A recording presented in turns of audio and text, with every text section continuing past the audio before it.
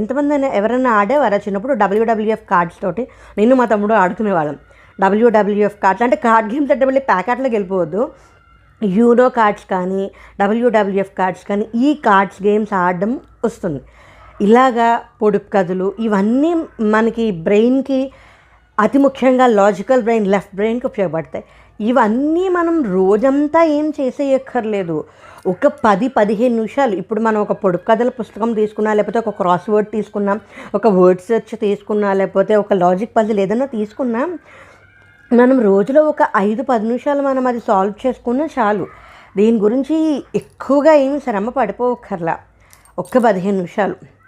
నేనైతే చూసాను, నా దగ్గర పుస్తకాలు ఉన్నాయి. వర్డ్ సెర్చ్ బుక్ కానీ, క్రాస్ వర్డ్ కానీ, సూడోకో కానీ, దాని తర్వాత రెడిల్స్ కానీ, టంగ్ ట్విస్టర్స్ కానీ, తర్వాత logical puzzles, reasoning puzzles, maths puzzles. నేను అవన్నీ ఒక్కొక్క పుస్తకం నేను తీసుకుని నేను ఒక్కొక్క